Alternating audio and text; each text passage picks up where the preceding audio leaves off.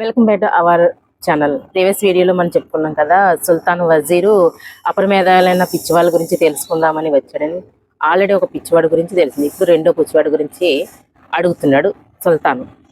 ఇలాగా, ఎందుకయ్యా పిచ్చివాడిగా మారావు, నీకు అదేటో వినాలనుకుంటున్నాను చెప్పు అని చెప్పేసి సుల్తాన్ అడగా, రెండో పిచ్చోడు ఇలా చెప్పడం మొదలుపెట్టాడు.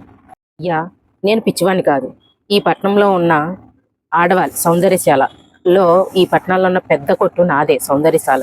నా కొట్టుకి ఎంతో మంది వస్తూ ఉండేవారు, యువకులు, అమ్మాయిలు, ఆడవారు. సౌందర్యాలు, లేహ్యాలు, సౌందర్య వస్తువులు అన్నీ అమ్ముతుండేవాడిని. ఆడవాళ్ళకి నగలు, పట్టీలు, చమచరాలు, వడ్డానాలు, ప్రతివి ఆడవారికి సంబంధించిన వస్తువులన్నీ అమ్ముతూ ఉండేవాడిని. కానీ ఒకరోజు నాకు ఏం జరిగిందంటే, ఉండేవారు అమ్మాయిలు, అబ్బాయిలు అందరికంటే నన్ను చూడడానికి ఎక్కువగా వచ్చేవారు. నేను చాలా అందంగా ఉంటానని అమ్మాయిలు ఎగబడి ఎగబడి మరీ చూసేవారు. కానీ నాకు మాత్రం అమ్మాయిలు చూస్తే చాలా రోతగా ఉండేది. వాళ్ళు నాకు అసలు చూస్తున్నారని తెలిస్తేనే నాకు మండిపోయేది. వాళ్ళ నాన్నగారు, వాళ్ళ అమ్మగారు ఎవరున్నా సరే వాళ్ళ ముందు తిట్టేసేవాడిని.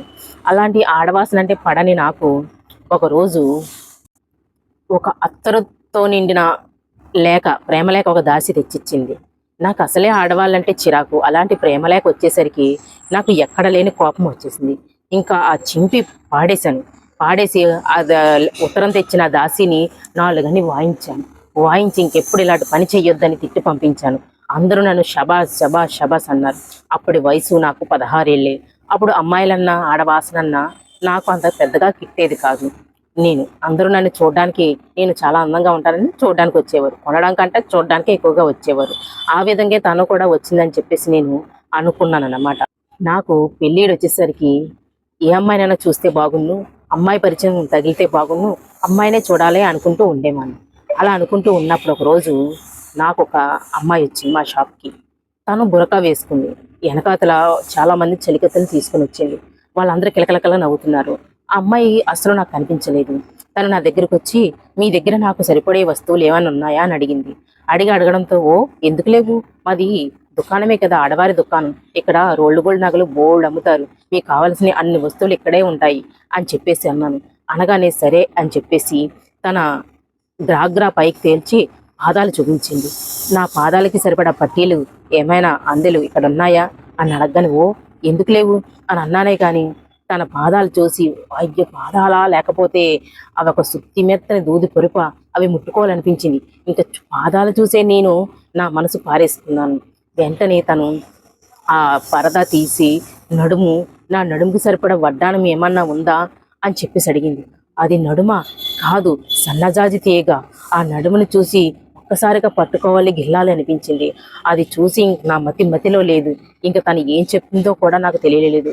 తన చేతులు చూపించింది. నా చేతులకి ఏమైనా గాజులు ఉన్నాయా అని అడిగింది. ఆ గాజులు కాదు, అది చేతులు కాదు, తమలపాకు, లేత తమలపాకులు. అవి చూడగానే అంత అందంగా ఉన్నాయి.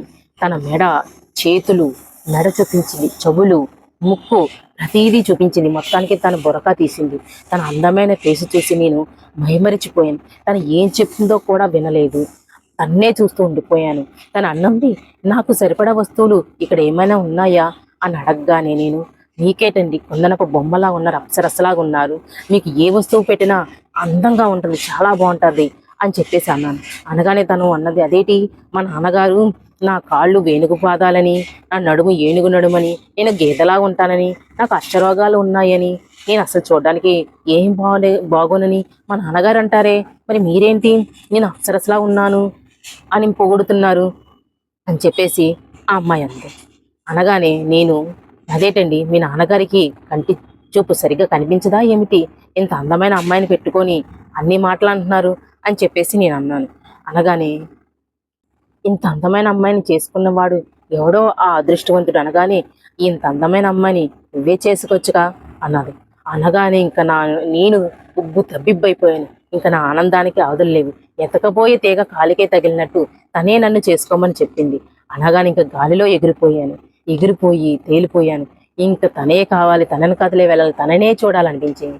తను మాత్రం పక్కనే ఉన్న అల్లావుద్దీన్ గారి కుమార్తెనని, తను వివాహం చేసుకోవాలంటే వాళ్ళ నాన్నగారి దగ్గరికి వచ్చి అడగాలని చెప్పేసి నవ్వేసి చెలికత్తెలతో వెళ్ళిపోయింది. తను వెళ్ళిపోయిందే కానీ నేను వ్యాపారం చేయలేకపోయాను. ఆ రాత్రి కూడా గడపలేకపోయాను.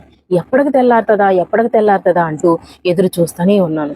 ఎప్పటికీ తెల్లారలేదు, ఇంకా తెల్లారలేదు. 4 గంటలకే లేచాను, రెడీ అయ్యాను, బట్టలు అయ్యాను, అత్తరు కొట్టుకున్నాను. ఇంకా అద్దంలో పరిపరి విధాలుగా చూసుకున్నాను, నేను అతనికి అందంగా కనబడతానా లేదని చెప్పేసి. చూసుకొని తెల్లారింది.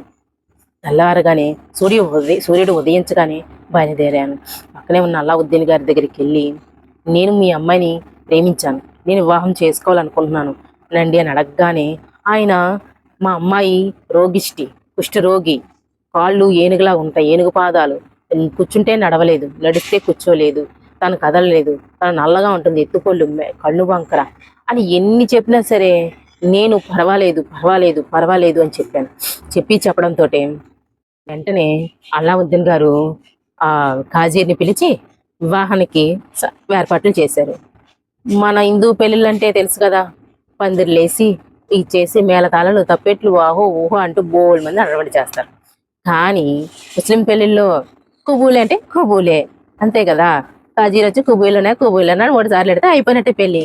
అదే విధంగా ఆ యువకుడికి తనకి వివాహం అయిపోయిన తర్వాత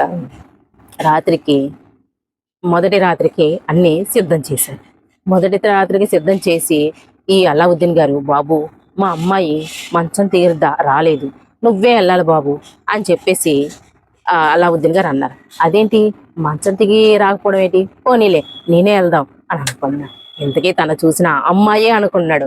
అమ్మాయితోటే నాకు వివాహం అయిపోయింది, అమ్మాయితోటి నేను ఉంటున్నాను అని కలలో తేలుతున్నాడు. ఇప్పుడు ఆ అమ్మాయి దగ్గరికి నేను వెళ్ళబోతాను, తనతో మాట్లాడబోతున్నాను, తనతో నేను గడపబోతున్నాను అనేసి మేఘాల్లో తేలుకుంటూ వెళ్ళాడు.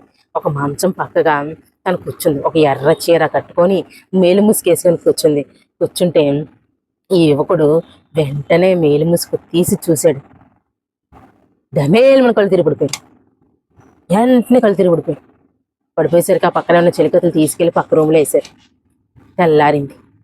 తెల్లారగానే ఇంకాడ బాధ ఏం చెప్పుకోవాలి, తను కోరుకున్న అమ్మాయి కాదు, వాళ్ళ నాన్నగారు అల్లావుద్దీన్ గారు చెప్పిందే నిజం. అల్లావుద్దీన్ గారు ఎన్నిసార్లు మొత్తుకున్నా నేను వినలేదు, ఆయన ఎంత ఘోషించినా నేను వినలేదు. అంతేకాదు ఆయన గారు నేను విడిపోవాలనుకుంటే వాళ్ళ అమ్మాయికి 2 లక్షల వరహాలు ఇవ్వాలని రాయించుకున్నారు. నేనెందుకు వదిలేస్తాను అంత అందమైన అమ్మాయిని అనేసి అనుకున్నానే కానీ అల్లావుద్దీన్ గారు ఎందుకు చెప్తున్నారో నేను ఒక్క వీసంతైనా వినలేదు సరికదా. భోజనశాలలోకి వెళ్ళి తల ఇలా పట్టుకొని కూర్చుంటే ఒక అమ్మాయిల గుంపు కిలకిలక నవ్వుకుంటూ వచ్చారు. తల ఎత్తి చూడగా ఆ అమ్మాయిని చూసేసరికి, ఎందుకు నన్ను ఇంతలా మోసం చేశావు అని చెప్పేసి వెళ్ళి అడిగాను. అడిగితే తను నవ్వి, 4 సంవత్సరాల కిందట నేను అత్తరు నింపిన ప్రేమలేఖను పంపిస్తే నా దాసిని కొట్టి నా ఉత్తరాన్ని నువ్వు చింపవు, అందుకే నీకు ఇలా చేశానని చెప్పేసి అమ్మాయి అని అనడంతో నాకు గుండె ఒక్కసారిగా ముక్కలయ్యి ఇంత అందమైన అమ్మాయిని నేను వదిలేసుకుంటానా? అప్పుడు చిన్నతనం, నాకు తెలియదు, కుర్రతనం, నన్ను క్షమించు, నాకు నువ్వే కావాలి, ఈ డబ్బు దశకం ఏమీ వద్దు, నాకు నువ్వు ఒక్కదానివే కావాలి, నువ్వు ఉంటే చాలు అని చెప్పేసి పరిపరి విధాలుగా బతిమలాడితే తను ఒక ఉపాయం చెప్పింది. ఏం చెప్పిందంటే, నువ్వు పుట్టుందని, నువ్వు సమాజంలో ఒక మంచి కుటుంబం నుంచి వచ్చావని అల్లావుద్దీన్ గారికి చెప్పావు, కాబట్టి ఇప్పుడు నువ్వు నేను చెప్పినట్టు చెయ్యి అని చెప్పేసి అన్నది. ఏం చెప్పిందంటే, చెప్పడంతో తన దగ్గర ఉన్న డబ్బులు కొంచెం తీసుకొని బయటికి వెళ్ళి తిరిగి వచ్చాడు. తిరిగి వచ్చి అల్లావుద్దీన్ గారి దగ్గరికి వెళ్ళి యువకుడు, ఏమండి, మాకు వివాహమైన సందర్భంగా నా చుట్టాలందరినీ పిలుచుకొచ్చానని చెప్పేసి యువకుడు అల్లావుద్దీన్ గారికి చెప్పి,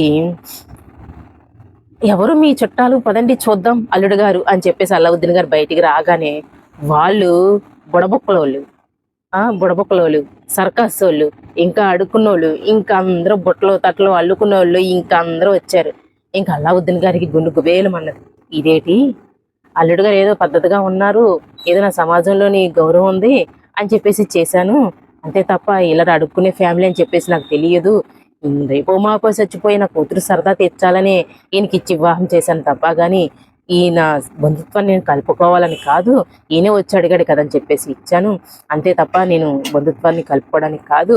అయ్యబాబు అని చెప్పేసి ఆలోచించి ఈ అల్లావుద్దీన్ గారు, బాబు నీ 2 లక్షల వరహాలు నాకొద్దు, నన్ను వదిలే, నా కూతుర్ని వదిలే బాబు. నా కూతురు దగ్గరికి వెళ్ళి నువ్వంటే నాకు ఇష్టం లేదని చెప్పే బాబు.